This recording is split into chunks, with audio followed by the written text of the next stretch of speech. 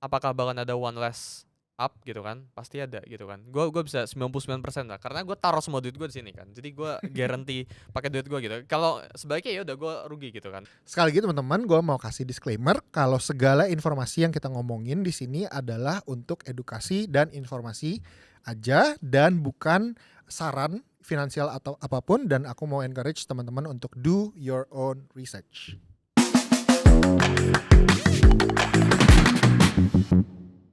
Hai guys, welcome back to Popin, podcast Pintu. Dan hari ini kita kedatangan tamu yang super spesial, yang lagi hot banget, yang lagi keliling-keliling kemana-kemana. Dan I think kita bisa belajar banyak hari ini dari dia, yaitu gak tau julukan apa, I've heard Wonder Kid, Wonder Boy, Wonder Crypto Boy, but Sulianto. Halo, ya. Halo Sul, Baik. apa ya. kabar? Baik. Ya. Lagi oke-oke aja portofolionya. Ya, gitulah. Ya. Yeah, I think before anything maybe boleh introduce yourself. Sekarang lagi sibuk apa dan go ahead. Ya sebenarnya belakang ini nggak yang sibuk, maksudnya nggak punya project kayak gimana sih, cuma ngurusin personal aja ya kan, portfolio pribadi, terus ya komunitas Trade with Suli, sama lagi bangun tim buat trading ke depannya gitu kan. Oh nice. Kayak gitu.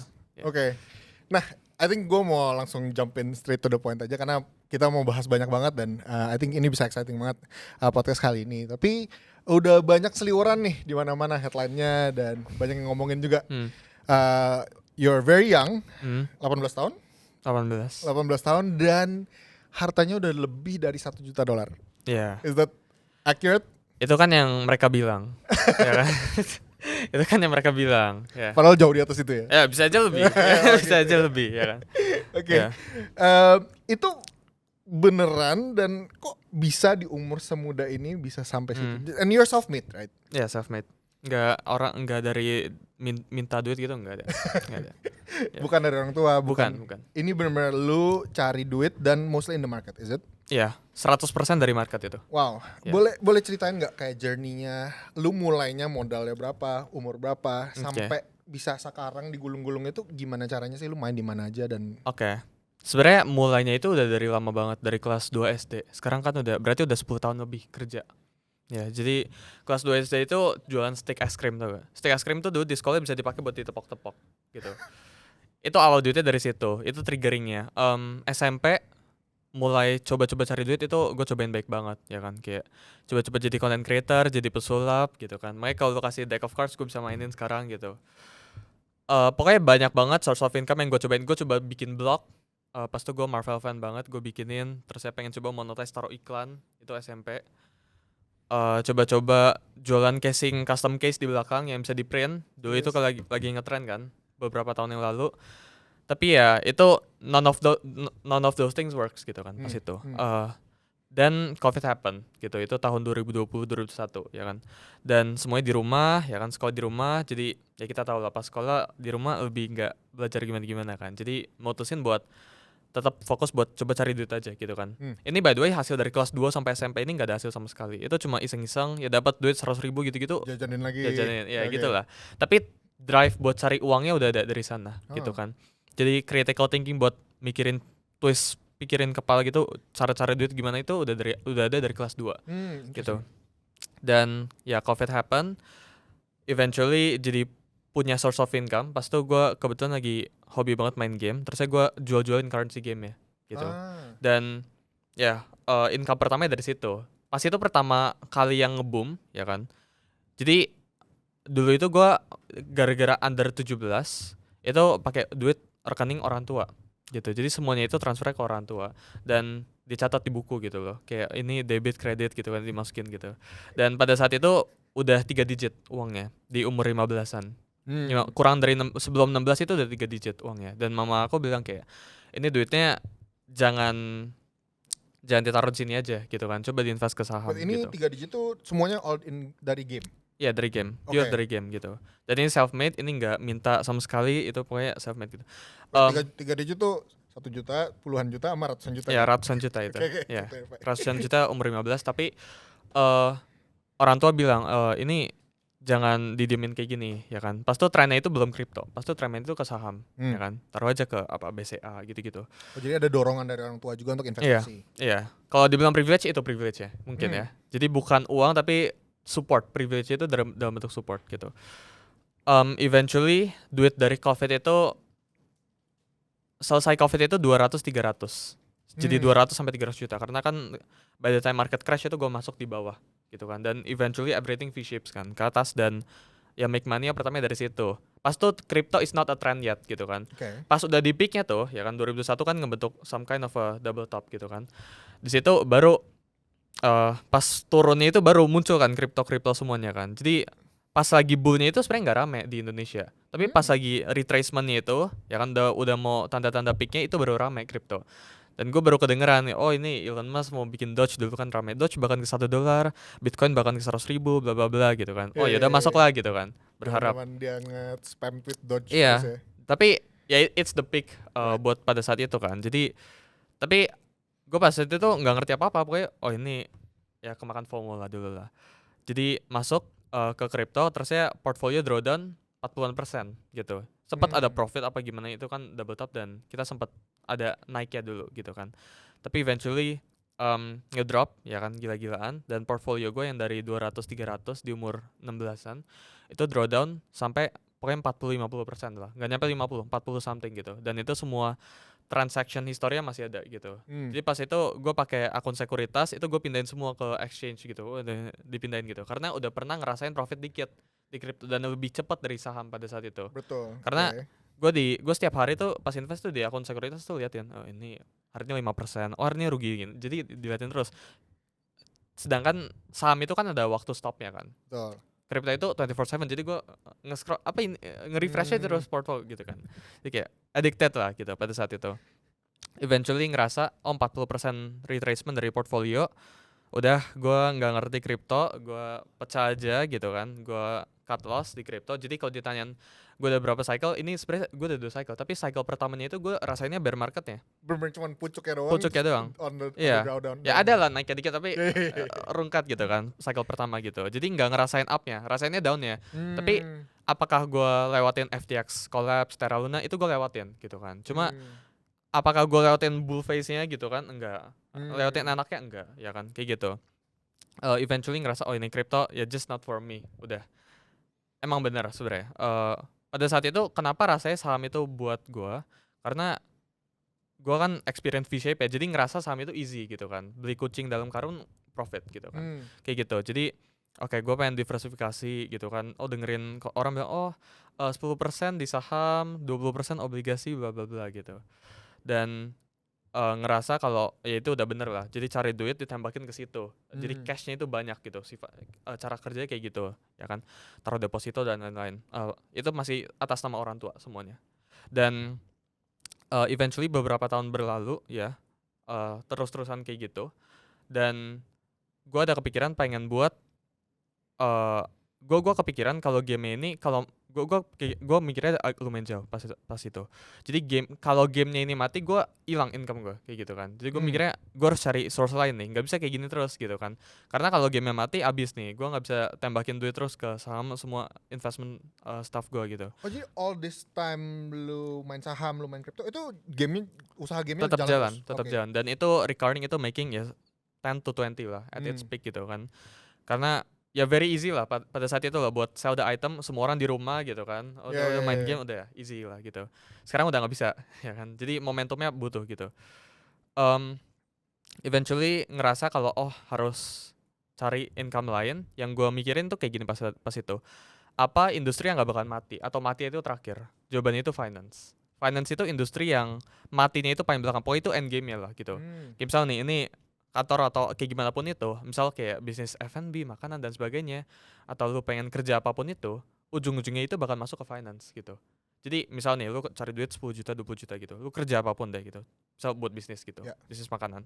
Ujung-ujungnya duit sini, kalau lu udah gak sanggup ngelola misal expanding, yang lu bakalan lakuin ke duit ini kan diinvest kan. Jadi finance itu bakal jadi akhir-akhirnya, end game ya dari segalanya. Jadi gue mikir oke, kenapa gue harus bisnis di sini? Kenapa gue nggak langsung bisnis di end game aja gitu kan? Di tempat semua orang yang bahkan taruh pool duitnya di situ gitu kan. Jadi mikirnya Interesting. ya pas tuh, tapi bukan investing, trading pas itu. Dan eh coba-coba belajar dari tempat A B C D gitu kan, banyak. Awalnya rungkat ya kan, belajar di YouTube, ya itu journey lah semua orang ya kan. Dan I round trip semua uang yang gue hasilin itu ke nol gitu kan. Jadi udah round trip berkali-kali gitu. Meski udah belajar spend puluhan juta dan sebagainya kayak gitu.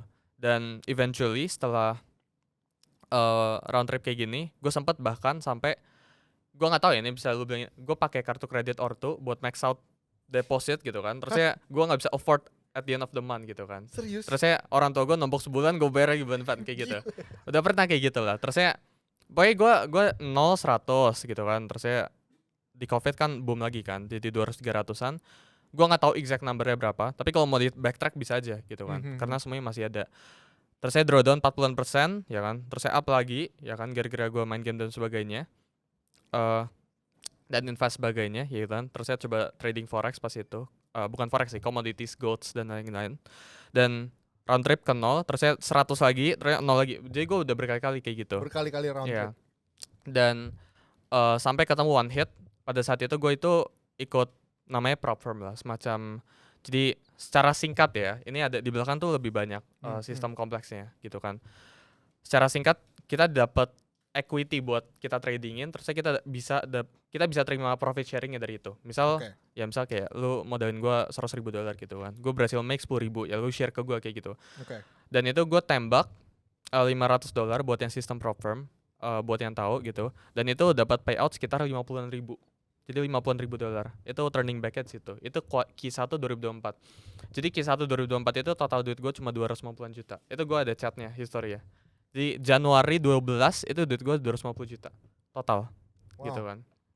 Dan ya seperti yang kita tahu, marketnya accelerate gila-gilaan. Dan itu dapat payout dari forex dan sebagainya ya kan. Dan kan marketnya juga lagi rally off dong, nggak mungkin dong cashnya didiemin dong. Ini gue tembakin ke crypto gitu kan. Dan ini jadi beggar. Jadi I flipped dari 250 jadi seeman itu dalam 3 bulanan karena momentumnya itu pas banget kayak gitu. Dan setelah itu kan Q2 Q3 kan marketnya sideways, cenderung ke bawah kan. Betul. Itu juga itu rungkatnya juga rungkat gitu kan. Karena apa yang dapetnya cepat itu hilangnya juga cepat. Pasti kayak gitu lah, udahlah, pastilah gitu kan. Dari 1, again semuanya masih ada, tapi gue coba kira-kira gue punya berapa ya pas itu ya. Karena gue terbuka aja sama ini gue. 1,4-an itu total assets di Maret April lah, sekitar segitu. Itu round trip ke 300-400 juta. Jadi hilang tuh M gitu kan. Dan itu kejadian beberapa bulan pada saat itu. Tapi gini, the problem kalau kita hilang duit gitu di finance, kita udah ngerti cara carinya, jadi nggak apa-apa gitu kan. Karena kalau lu nggak mau hilang duit gitu kan, ya lu nggak usah masuk ke bisnis, lu nggak usah masuk ke finance. Itu emang part of the game kayak gitu. Jadi gue udah ngerti pas itu. Jadi mau draw dan Sam, gue nggak apa-apa. Gue udah ngerti intinya. Part of being in the market gitu. Ya, dan pada saat itu gue masuk ke salah satu community. Ini bisa sebut ya? Atau nggak usah? Silahkan. Oh ya, gue pas tuh masuk ya kan. Oke. Bukan masuk ya, gue dipanggil jadi salah satu the tradersnya sana.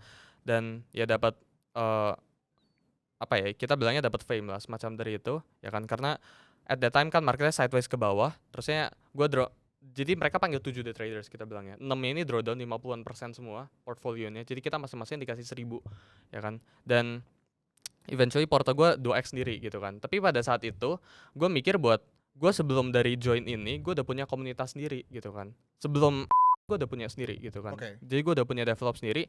Gue pikir gue jadi nggak fokus ke ini gitu kan. Dan eventually gue pengen fokus ke punya gue sendiri gitu kan. Jadi kayak gitu cerita overallnya. Dan sambil gue jalanin ini kan, tentu gue ada income dari game ya, tetap ada gitu kan. Sekarang udah nggak kepake gitu kan, udah meaningless buat sekarang gitu. Cuma tetap di market dropping kayak gitu gue belajar baik banget. Dan once market rally kan, satu kali hit Trump menang langsung rally off kan gitu. Itu gue place a bet ya kan. Dan eventually secara singkat lah, itu baik banget outs dan lain-lain yang gue placing gitu kan. Gue puterin porto, eventually itu dapat balik dalam beberapa bulan lagi, M-nya lagi gitu. Dan itu dapatnya lebih kayak gitu. Dan gara-gara the market rally off gitu, gue pasang, mungkin kalau lu cek ya, gue baik banget beberapa calls yang gue jackpot, ya kan. Ya jadi kalau orang bilang kayak ini sampai sini ada hokinya atau enggak, gue bukan pengen yang kayak oh gue kerja keras 100% enggak ya, ada hokinya gitu. Jadi kayak kalau ulang dari nol bisa atau enggak gitu, enggak bisa, enggak bisa kayak sekarang enggak bisa gitu kan. Jadi I admit it, ada hokinya gitu. Oke. Gue bukannya oh ya gue kerja enggak, ada kerja kerasnya ya, cuma lucknya juga berpengaruh gitu. Trump itu gue 100x gitu kan. Mungkin kalau udah kan kita satu grup kan. Yap, yap. Ya lu bisa lihat itu di story itu PNL-nya berapa kelihatan, ya kan. Kita nggak usah sebut di sini.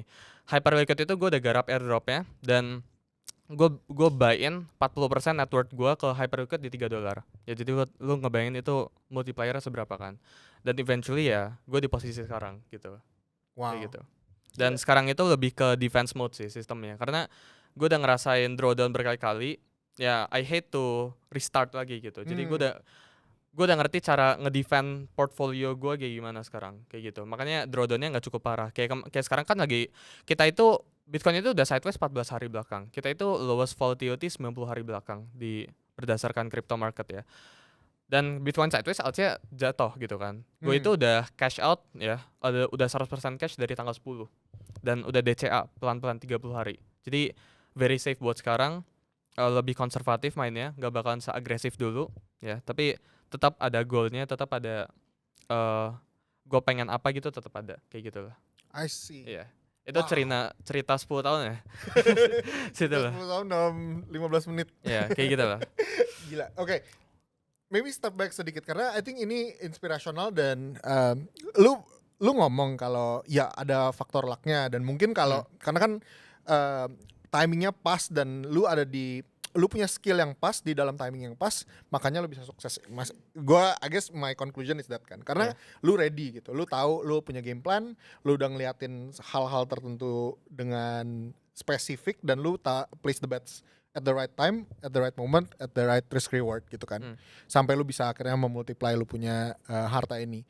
Nah, take me back to the skill set. Lu semudah ini, lu belajarnya gimana? Lu kayak apakah itu sesuatu yang teman-teman Pintu juga bisa lakukan gitu? Oke. Sebenarnya gini, gue dulu pas belajar trading, duit yang gue taruh itu 90 juta buat edukasi doang. Jadi kalau lu beli course, orang tuh nggak mau invest buat diri mereka sendiri. Gue itu nggak apa-apa, gue itu agresif banget buat belajar layar ke atas. Kalau lihat kamar gue itu bukunya baik banget, kayak banyak banget gitu. Really? Di atas 60 ya. 90 juta lu lakukan, lu beli kelas gitu? Iya, gue beli kelas gitu. Salah satunya Astronaci, itu salah satu yang contribute banget gitu. Ada baik banget lah sisanya gitu. Cuma yang paling contribute kayak gitu. Ya gue rasa orang-orang harus berani invest ke diri sendiri sih. Dan kan sekarang tuh isinya tuh narasinya, mendingan taruh ke koin ini gitu kan. Kalau misal gue punya 1 juta, kalau misal gue bisa punya investing power 1 juta per bulan, gue taruh ke Bitcoin, berarti lebih baik lu cari income-nya dulu kayak gitu kan. Jadi sebelum lu invest cari dulu gitu kan source of income-nya kayak gitu sih. I see. So di antara semua skill gimana ya gue frame it, kan ada orang yang bilang TA lah, fundamental analysis lah, ada yang lebih kayak bisa baca market lah, punya insting lah. Kayak lu bisa gak name kayak 3 skill set yang paling utama supaya lu bisa successful in the market? I mean TA itu nggak cukup ya. I mean kayak semua orang tuh bisa TA ya, kayak gue bisa ajarin dulu TA semua orang ya. Gue nggak bilang kayak skill set gue unik, tapi semua orang tuh bisa diajarin technical analysis dalam 24 jam gitu. Kayak lu depan gue ajarin technical analysis 24 jam bisa gitu kan. Cuma yang ngebedain apa gitu kan. Ya, itu. Yang ngebedain tuh mentalnya sebenarnya. Jadi kayak ngekliknya tuh yang ngebedain gitu kan. Decisionnya yang ngebedain gitu. Kenapa gue bisa bilang gue ada unsur lucknya di sini? Karena gini, gue itu belum ada tanggungan dan sebagainya gitu kan. Right. Ini yang semua orang nggak mau admit gitu kan, kayak ada unsur lucknya dimanapun itu, dan lucknya itu diberikan sama Tuhan kan. Karena gini, kalau misal gue udah, let's say ya, gue udah nikah dan gue udah sebagainya, gue udah punya anak dan sebagainya, gue nggak mungkin bisa agresif kayak sekarang gitu. Style investment gue nggak mungkin bisa kayak gini. Harus gitu. punya emergency fund, Iya. planning ya. Iya, dan gue nggak mungkin bisa sekali ngeklik tuh posisinya besar gitu, sizingnya nggak mungkin bisa besar gitu. Jadi again tergantung kondisi setiap orang ya. Tapi menurut gue ada analogi ya, gue bilangnya kayak gini semua ke teman gitu kan. Kita itu pas kecil punya kayak trampolin park ya, kita punya bantal yang tebel banget gitu kan. Tapi makin lama bantal itu kan mengepes kan gitu. Jadi gue mikirnya kayak pas lu lagi kecil tuh lu bisa lompat setinggi-tingginya, alias lu bisa investasi dengan highest risk tanpa perlu khawatir ya. Selama orang tua lu bisa biayain lu nggak apa-apa gitu, lu lompat aja setinggi-tingginya gitu kan. Take the highest risk mumpung masih muda gitu kan. Kecuali ya lu ada faktor-faktor lain keluarga itu ya beda cerita gitu kan. Tapi semakin lu tua ya kan, ya lu bantalnya semakin kempes gitu kan, otomatis investment risk lu ya style lu harus lebih defensif di portfolio lu kayak gitu. Jadi ya itu sih dari gua sih pribadi sih. I see, that's awesome. What's your drive? Kayak menurut lu apa yang bikin lu bisa dari 2 SD itu penasaran sama cari uang kayak dan what's your drive? Kayak lu sebenarnya goalnya apa gitu dari semua ini? Goal gini, kalau finance tuh nggak bisa di exact set goal gitu. Kayak misal gue tahun ini pengen punya duit segini, itu nggak bisa gitu. Karena berubah dan semakin lu targetin kalau finance itu nggak bisa gitu. Pokoknya nggak bisa aja lah. Semua orang yang ngatur duit gue rasa ngerti gitu. Yang size in a large sum ya. Kalau targetin lu tahun ini pengen punya duit berapa itu susah gitu. Karena marketnya aja lu nggak tahu gitu kan. Kalau ini kita sideways sampai tahun depan lu mana bisa gitu kan. Gitu. Drive dari gue pribadi sebenarnya nggak ada, cuma lebih ke fear sih, karena fear is the best motivation dari semuanya gitu kan.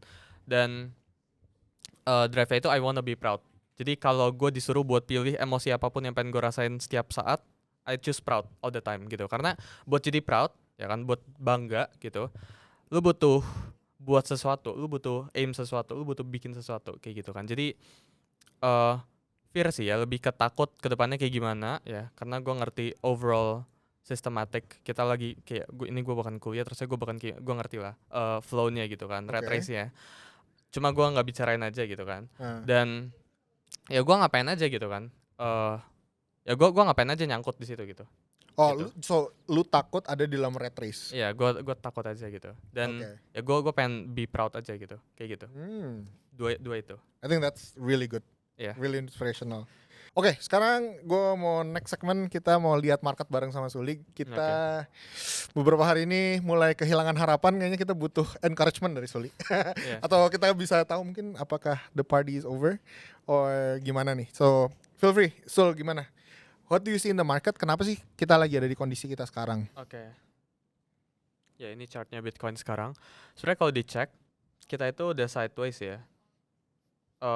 Atau bisa dibilangnya kita itu udah inside bar ya, ini inside barnya sebelah sini ya, dari 4 Februari ya, dari sini ya, kita udah inside bar. Jadi ini lowest volatility since the past 90 days di crypto, atau bahkan sepanjang sejarah gue nggak tahu. Tapi kemarin gue ada baca sejak 90 hari belakang ini volatility paling rendah buat Bitcoin gitu. Karena ini nggak ada ups and down, baru kemarin nih yang ada nge-sweep atas bawah gitu kan.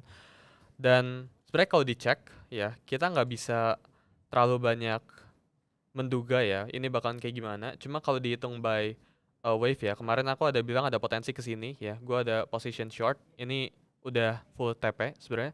Dan di internal juga udah full TP, tapi gue pribadi masih ada cash sekitar 70% buat di DCA ya. Jadi masih banyak uncertainty ya. Apakah kita bakalan ke sini ya?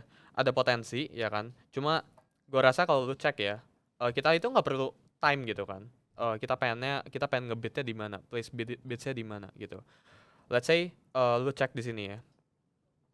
Jadi Bitcoin itu siap nge-flash ke bawah, itu movementnya cepet ya kan. Bottomnya itu, jadi lu langsung bisa tahu ini bottom atau enggak dengan ngelihat candlesticknya gitu. Kayak misal ini, dia kan nge-flash ke bawah terus dia langsung V-shape di hari yang sama ya kan. Sebelah sini juga ya kan, dia nge-flash ke bawah dan dia langsung V-shape di hari yang sama. Jadi lu cuma perlu ngelihat candle-candlenya gitu. Kayak misal sebelah sini. Jadi next nih, seandainya dia turun ke bawah sini, I'm pretty confident kalau ini nggak bakalan ada agresif candle ke bawah sini nih. Jadi nggak bakalan merah badinya itu close di bawah sini. Sekedar nge-tail nge-wick aja gitu. Dan baik banget yang buat Bitcoin futures ini kan ada gap kalau cek ya. Nah di gap sebelah sini ya, baik banget orang yang bilang apakah akan ke sini gitu kan. Ini gue kemarin ada hitung probability-nya buat dia ke sini. Probability 0,0002%. Jadi itu very low buat dia ke bawah sini gitu ya. Dan ya, gue pribadi expect a bounce di Q2 ya, sekitar Q2. 2025 ini ya kan, selama dia nggak nembus di range level bawah sini lah ya. Kalau dia tembus ke bawah sini udah beda cerita kita mainnya ya kan.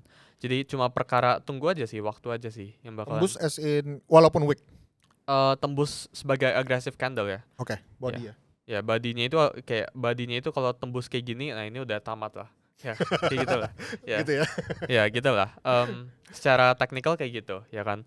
Meski ya kalau cek fundamentalnya itu very very bullish buat sekarang gitu kan. Trump itu sign executive order itu baik banget yang bullish sebenarnya buat digital assets, buat crypto.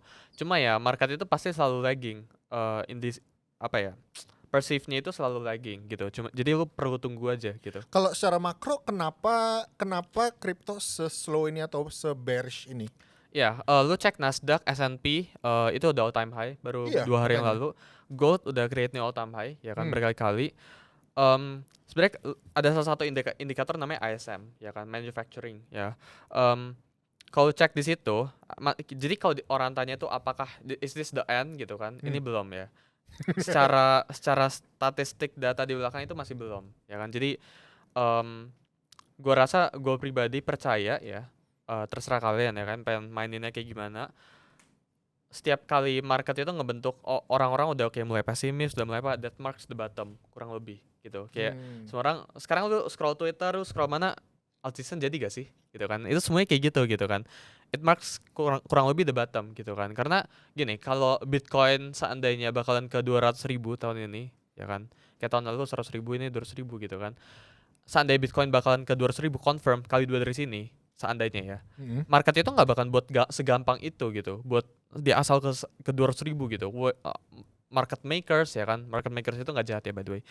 Smart money ya kan, whales dan lain-lain itu nggak bakalan buat segampang itu gitu kan. Pasti di suatu karena kalau gampang semua orang dapat gitu kan.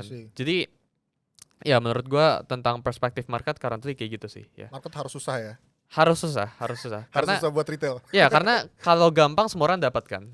Jadi nggak ada, jadi kayak sekarang tuh ikan apa yang bisa dimakan gitu kan. Retail gitu kan jawabannya gitu. Kayak gitu. Kalau menurut lu sendiri this cycle seberapa dia akan respect cycle-cycle sebelumnya? Gini ya, kalau cek di monthly chart ya, ini very much confirm. Kata kuncinya itu 4748 ya. Kalau lu cek cycle to cycle, kita cek dari indeks ini aja ya. Sorry, ini bukan 12 months.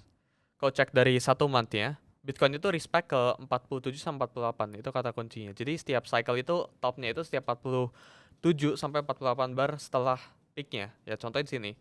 Ini 2017 sebelah sini kan, peaknya kan. Ini lu tarikin ke sini, ini 47 ya kan. Ini lu copy ya ke belakang, kurang lebih dapat tuh, ya kan.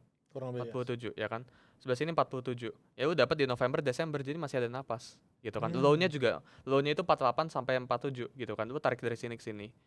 Ya. Ini kurang lebih lu bisa tarikin dari low to low. Ini gua agak ini ya ngitungnya ya. Tapi 47 48 itu dapat di situ gitu. Jadi nafasnya masih panjang buat So sekarang. lu fully expect kalau ini cycle-nya bakal respect dan kayak dari sisi time frame, dari sisi 4-year cycle nggak bakal berubah despite of kayak ETF-nya kayak gimana, quantitative easing-nya, maksudnya interest rate-nya kapan dipangkas. Ya itu at the end kayak masalah interest rate gitu kan. Kemarin kan Trump nge-tweet kayak interest rate harus diturunin gitu kan. Beberapa menit sebelum CPI news gitu kan. Terus saya tahu CPI-nya jelek gitu kan. CPI-nya itu 3% kalau gak salah ya kan. Jadi ya bertolak belakang gitu. Ya menurut gue ini mainan doang sih ya. Mainan di belakang doang sih. Ya again ya, menurut gue they will make it hard gitu kan.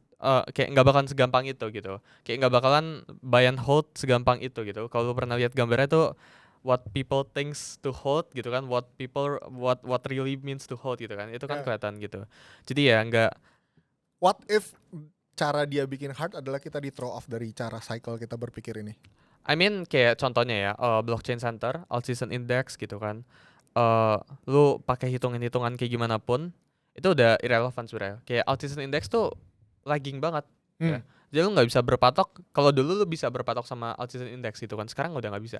Tentu cara mainnya pasti ada yang beda gitu kan. Tapi kalau lu tanya apakah bakalan ada one less up gitu kan, pasti ada gitu kan. Gue bisa 99% lah, karena gue taruh semua duit gue di sini kan. Jadi gue guarantee pakai duit gue gitu. Kalau sebaliknya ya udah gue rugi gitu kan, kayak gitu. Jadi ya itu POV gue.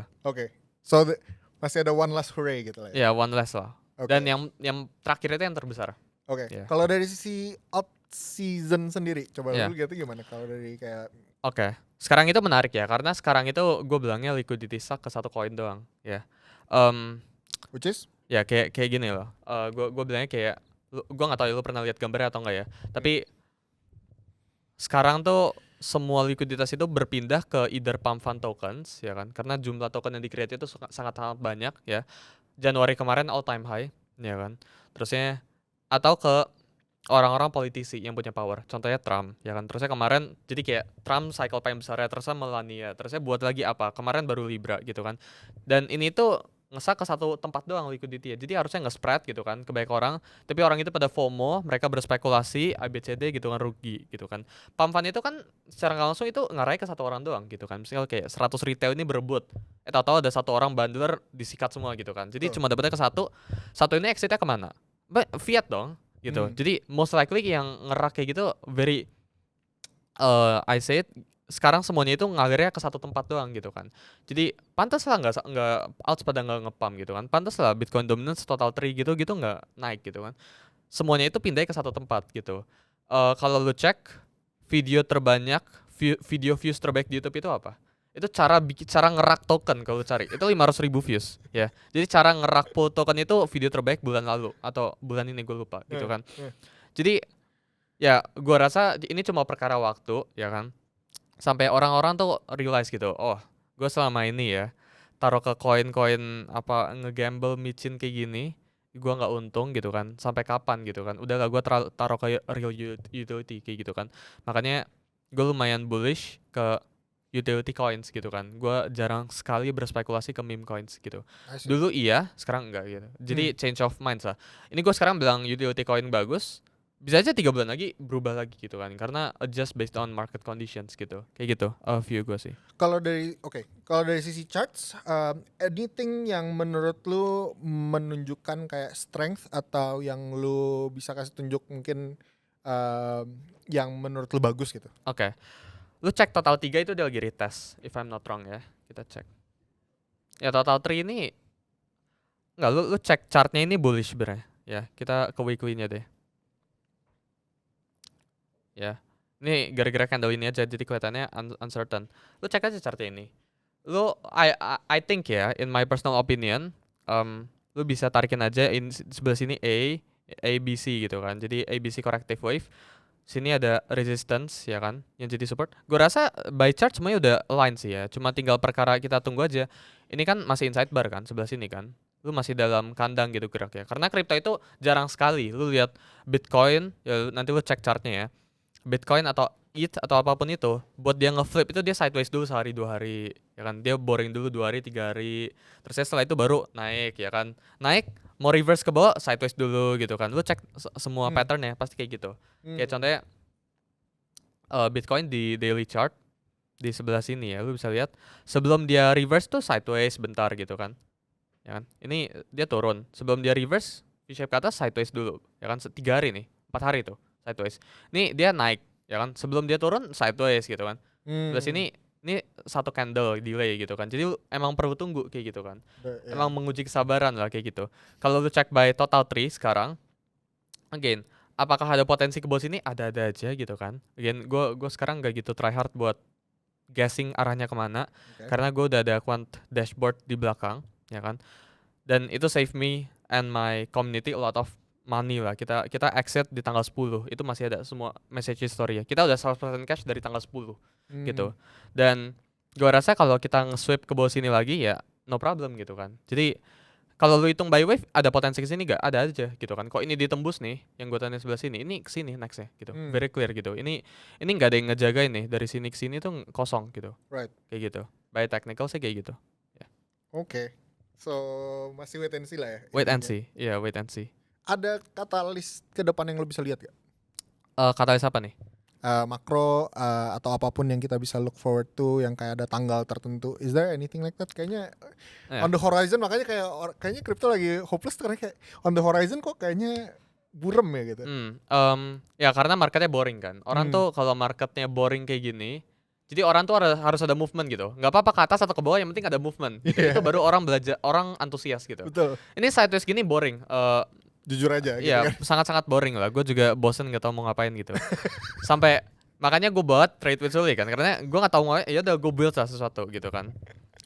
Kalau lu cek ya by overall dynamics, bulan depan Solana token unlock terbesar kalau gue nggak salah ya kan. Interesting ya. By percentage itu terbesar. Hyper EVM udah launch kemarin gitu kan. Should be strategic Bitcoin reserve, ini agak lompat ya. Bitcoin strategic Bitcoin reserve ya dari US itu bakalan nge-launch lagi on progress kan. Mereka pengen beli 1 juta Bitcoin in total. Kita nggak tahu bakalan kayak gimana ya kan. Gua rasa kedepannya bakalan tetap ada aja negara-negara yang bikin token sih ya. Jadi tetap bakalan terjadi tuh kayak ngesak ke satu tempat gitu. Jadi semua retail nih ngelihat oh ini misal next presiden apa gitu buat token, ya tiba-tiba Prabowo gitu buat token. Terus ya ngesak ke semua gitu, tikernya Prabowo gitu. Nah, jadi semuanya merah, Prabowo sendiri hijau kayak gitu. Misalnya kayak gitu kan. Dan ujung-ujungnya bakalan flow ke ngarah sana gitu kan. Tapi the problem sama satu tempat kayak gini itu pasti ada yang rugi, selalu ada yang rugi gitu kan. Mau kayak gimana pun itu, ya kan, mau koinnya naik terus atau kayak gimana pun itu, nggak mungkin koin naik terus. Selalu ada retracement, dan retracement itu suatu hal yang wajar banget di market gitu kan. Bahkan ada yang orang yang rugi gitu kan, dan rugi ini ya eventually bakal realize kayak yang gue tadi bilang, dan ujungnya bakal run ke utility back. Jadi itu tesis gue buat sementara gitu. Oke. So menurut lu is this the death of meme season? Memes bakalan ada waktunya lah, buat dia sendiri itu bakalan ada gitu kan. Tapi lu cek pionirnya deh. Memes pionirnya siapa sih? Murad kan? Atau siapa? Yang lu tahu memes itu siapa? Kalau sebutin meme coin gitu. Di global. Iya. Ya Murad paling Ya, terkenal. Murad kan udah jual SPX-nya kan. Kalau cek kan. Jadi pionirnya aja, topnya aja udah keluar gitu kan. Lu mau kayak gimana gitu. Jadi ya, tapi apakah bahkan ada waktunya buat memes kepam? Gue percaya akan ada waktunya gitu kan. Cuma kalau lu adjust gitu kan, kayak apa yang bakalan utama, gue rasa bukan memes di cycle kali ini, karena narasinya lebih serius di cycle kali ini sih ya. Yang gue lihat kayak gitu. At least this later 2025-nya. 2025 bakal lebih serius sih. Oke, naratif apa yang lu suka? Ya gue dari awal tahun tuh gue sengaja nggak sebut naratif ya, karena kalau lu dari awal tahun sebut AI itu rungkat semua ya kan. Lu cek semuanya rungkat AI sekarang gitu kan. Memes ya lu sebut semuanya turun 90%. Jadi sama aja gitu. Gue pribadi ya ngelihatnya ya I'm not into really like naratif, tapi gue itu karena cara mainnya kayak gini. Kalau cek sekarang itu lebih powerful ke ranah ke hype EVM kan, hyper EVM. Itu gue di sana lah. Cash gue mostly di sana gitu kan, sambil mostly main-main kecil-kecil lah. Tapi gue rasa AI agent sama AI ya kan, itu eventually bakal thrive. Ini semuanya udah retrace by 80-90% gitu kayak. Lu mau turun 90% lagi dari sekarang itu udah nggak make sense lah menurut gue lah. Tapi ya should be akan ada waktunya lah buat AI sama AI agent ini thrive. Cuma gue belum bilang aja kapan gitu kan. Kayak gitu. Itu personal opinion gue. So yang ada di watch list lu lah ya. Yeah. Ini AI dan AI agent sama Hyperliquid ecosystem. Iya, kayak gitu. Iya. Oke. Simple. Sama Bitcoin. Sama Bitcoin, of course. Yeah. Nah, gue belum pernah ngomongin nih Hyperliquid di channel Pintu. Mungkin teman-teman Pintu juga masih belum terlalu exposed. Hyperliquid itu apa dan kenapa dia hot banget? Oke. Sebenarnya gue jadi kayak sales Hyperliquid di sini. Tapi intinya kayak gini loh. Karena gue jarang sekali ya ngebahas token sampai detail banget. Intinya digadang-gadang ya kan sebagai the next Binance. Kurang lebih kayak gitu versi DEX-nya. Ya, dan kenapa ini sangat populer? Karena assistant fund itu terus-terusan ngelakuin buyback ke token hype-nya gitu kan. Dan mereka itu sangat, tagline mereka kan community owned kan, jadi 100% community gitu. Yaitu tesis gue dari pertama kenapa gue pengen in ke Hyperliquid dengan 40% cash gue lebih. Gue kerjain juga airdropnya ya kan, pas itu gue ketemu bisu gue di Bali, terus kayak Hyperliquid gitu kan. Hyperliquid siap ya, gue dengerin aja, siap gue kerjain gitu. Berarti lu mulai farming Hyperliquid itu berapa bulan sebelum PGE? 6 bulan sebelum ini gue udah tahu. Ya, jadi 6 bulan sebelum itu gue udah announce ke teman-teman terdekat gue farm ini. Oke. Itu modalnya ya. Iya. Dan Ya, rewardnya eventually lumayan. Gue pakai 2 atau 3 wallet, satunya lupa nge-sign Genesis-nya, yang itu rungkat satu ini. Ya Ini ampun. padahal bisa ratusan juta Oh, airdrop ya. Bahkan miliaran kalau lu adjust ke harga sekarang gitu. gila. Ya 2 ini dapat gitu kan. Karena dulu strateginya itu lu arbitrage positionnya gitu kan. Lu hedge dua positionnya. Jadi lu bisa dapat Oh, poin. pakai 2 account gitu. Iya, kayak gitu. Bisa kayak gitu mainnya gitu. Oh, I see. Ya. Wow. Oke. But you're bullish on Hyperliquid masih sekarang. Untuk sekarang iya. Oke. Untuk sekarang iya. Untuk Iya. sekarang Hyperium kemarin baru launching juga Iya, kan. iya. So, yeah, we'll see lah how that goes. Iya. Oke. I think last segment yang gue mau ngomongin tentang maybe strategi investing in general. Oke. Strategi investing in general buat teman-teman Pintu untuk sebagai edukasi aja. You do make content about DCA. Although ya kita Iya. Iya, iya. DCA. Tapi despite all that, DCA ini sebenarnya strategi yang efektif atau enggak menurut lo, dan style sebenarnya seperti apa sih buat DCA ini? Oke. DCA gue itu cicil mantai ya. Dan itu purely for fun gitu loh. Dan bener-bener nggak ada intention buat profit lah. Itu mantai itu nggak nyampe 0,3% dari porto. Gue kemarin ada ini. Ya, jadi nggak bukan buat serius, bukan buat cari duit gitu kan. Buat attention. Oke. Marketing budget. Ya lossnya itu marketing budget. Ya. Lossnya sekarang floating loss ratusan juta sih. Oh no. Ya menurut gua di market kayak gini ya, kalau lu tergantung ya, kalau marketnya lagi trending, lump sum is the best way gitu. Ya, misal marketnya lagi rally gila-gilaan, lump sum tembak satu gitu kan. Tapi bukan berarti market lagi di pucuk lu tembak gitu kan, bukan kayak gitu lump sum. Tapi intinya kalau marketnya stylenya lagi ngarah ke trending, kita tahu lah cara ngebedain trending sama non gitu kan. Trending lump sum gitu kan. Kalau lagi sekarang nih sideways gini, DCA gitu, better DCA. Dan cara DCA-nya itu bukan ya, sebenarnya kalau gue suka bilanginnya tuh kalau lu DCA itu lu DCA in the support level gitu kan. Jadi limit order DCA-nya gitu, bukan kayak setiap hari satu atau sebagainya gitu. Tapi again setiap orang beda-beda sih cara DCA-nya kayak gitu. Iya. Kenapa DCA lebih bagus? Karena di momen-momen kayak gini. Ya, karena lu dapat average price kan. Misal lu tembak atas gitu kan. Tergantung lu mau DCA apa? Alts atau Bitcoin atau apa? Bitcoin sih. Oke, kalau Bitcoin doesn't matter, tergantung margin of safety lu kan. Karena tergantung, misal tahun ini target Bitcoin personal lu berapa gitu. Let's say target Bitcoin personal lu 200 ribu gitu kan. Apakah 94 sama 92 itu ngaruh gitu kan buat ke 200? I don't think so gitu kan. Jadi tergantung apa yang mau di DCA gitu kan. Cuma kalau Bitcoin selama targetnya itu jauh ya I don't think ngaruh gitu buat lu mainin kayak gimana gitu. Oke. Nah, I think gue mau nanya on behalf of teman-teman kripto se-Indonesia. Yeah. Yang portofolionya lagi kekubur, yang lagi rungkat, yang lagi sedih banget, yang lagi hopeless. Yeah. Ya, teman-teman. Itu lu ada tips atau strategi gak untuk supaya get out of that hole? Oke.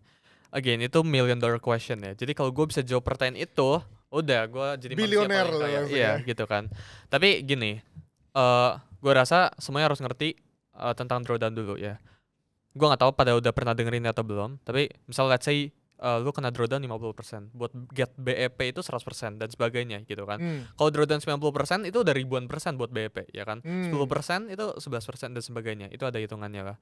Jadi let's say duit itu 100 juta gitu kan, turun 50% ya kan, jadi 50 juta, itu lu kalau dapat gain back 50% itu nggak jadi 100 lagi loh gitu. Jadi lu perlu realize itu gitu, lu perlu nyadarin itu pertama. Terus yang kedua, menurut gue belajar buat cut loss sih ya. Gue dari Q2 Q3 2024 itu pelajaran, dan cara gue belajar itu cepet gitu kan. Jadi kayak gue kena pentok sekali udah gue nggak mau kena pentok lagi gitu kan. Makanya sekarang udah ada full system gitu. Kalau tanya cara BEP V-shape ke atas kayak gimana, ada dua sebenarnya caranya ya kan. Either lu take more risk ya kan, atau lu risk averse, lu jangan resikokan apa-apa lagi gitu. Take more risk maksudnya kayak gimana? Misal again ini very very high risk, otomatis lu bisa hilang duit lu lebih gitu kan. Tapi kayak gini caranya sebenarnya, yang gue pakai ya. Tapi again not recommended sih, kalau kecuali lu tahu apa yang lu lakuin gitu. Jadi gini, misal alts lu turun 50% gitu kan, itu kan buat gain back 100% gitu kan.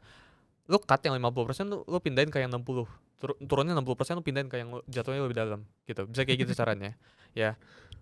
Atau Tapi again, ini very very high risk gitu kan. Just do if you know what you're doing kayak gitu kan. Atau lu hajar di perpetual dikali 2 gitu. Bisa kayak gitu. Again, tapi high risk, very very high risk gitu kan. Dan leverage itu not recommended kalau lu nggak tahu apa yang lu lakuin gitu kan. Kayak gitu. Itu buat yang pengen kelihatan jago bilangnya ya. Buat yang pengen kelihatan jago. Kalau yang pengen biasa-biasa aja menurut gua ya, portfolio kena drawdown. Gua rasa ya kalau all in ke alts ya, sekarang itu drawdown 60-70% dari sekarang. Jadi duit lu itu hilang 60-70%. Bahkan kalau tarik dari 2024 awal, lu invest ke alts, sekarang lagi rugi positionnya. Jadi lu hilang nih 1 tahun ibaratnya gitu kan. Lu compare to Bitcoin tuh lu rugi gitu. Jadi next menurut gua ada yang namanya leverage token. Jadi BTC 3L, ETH 3L. Lu selalu harus compare apakah altcoin ini berhasil outperform Bitcoin 3L atau enggak. Ya jadi kayak di TradingView tuh bisa pakai slash gitu bilangnya. Jadi misal coin apa lah gua Hyperliquid Hype USD slash BTC 3L gitu kan. BTC USDT 3L. Nah bisa kayak gitu. Jadi ini nyebabin, jadi lu bisa tahu gitu, coin lu outperform atau enggak. Kalau lu barely outperform Bitcoin leverage kali 3, ya again ya leverage token sama leverage perpetual beda. Tapi kalau lu barely outperform BTC 3L, why try to main-main di alts gitu kan? Why play with fire gitu kan? Jadi ya menurut gua again ya harus di compare ke Bitcoin. Dan kalau lu rasa lu pengen recover portfolionya, ya lu harus tetap punya income dan ya ditembakin pelan-pelan aja. Dan coba pelajarin projectnya lah, apa yang lu invest gitu kan, what you're investing. Kecuali lu investnya gambar anjing, itu kan emang gak ada projectnya gitu kan. Kayak gitu ya. Itu pendapat gue pribadi sih. Cuma gini, makanya tagline gue itu sekarang, gue udah bukan janjiin orang profit gitu loh di yang ngikutin gue gitu. Tapi gue janjinya gue bisa save up a lot of money dari mereka gitu kan. Gue udah berkali-kali bearish alert berkali-kali gitu kan. Short itu udah berkali-kali gitu kan. Buat nge-hedge position udah berkali-kali. Buat minta ayo 100% cash itu udah berkali-kali gitu kan. Karena ya misalnya kalau lu pengen bicarain lomba untung-untungan gitu kan, ya bisa aja gitu kan. Trump itu 100x cuma ada di Indonesia, cuma ada sama gue gitu kan. Yang gue call publicly ya. Yang individual masuk mungkin ada yang lebih dari gue. Cuma Trump call 100x cuma gue gitu kan. Hyperliquid kalau di $3 siapa lagi gitu kan. Cuma kenapa gue nggak marketinginnya itu? Kenapa gue nggak bilang, guys, ayo sama gue gitu kan? Gue call hyper, karena orang jadi high expectation gitu kan. Misal lu denger gue, gue udah pernah Trump 100x gitu dan sebagainya, with size dan itu. Next gue kasih call apa, lu all in gitu kan. Jadi that's not the way gitu. Tapi yang gue bisa guarantee, next ya, misal, ini kayak market udah pengen ini crash deh. Ya kita save. Yuk kita selamatin uang lu gitu, yang lu cari susah gitu. Sekarang kayak gitu. Oke. Wow. So much insights bro, thank you so much for coming, udah buka-buka chart bareng kita, udah kasih kita cerita hidup lu dalam berapa menit itu. But I've learned a lot dan super respect bro, thank you ya. But teman-teman Pintu, gue mau kasih satu disclaimer lagi, sekali lagi, semua yang kita ngomongin di sini itu for education and for information purposes only, bukan financial advice sama sekali, dan always do your own research. But anyway, udah sampai sini aja bro hari ini podcastnya. Thank you so much for coming. Dan sampai jumpa di episode selanjutnya teman-teman Pintu.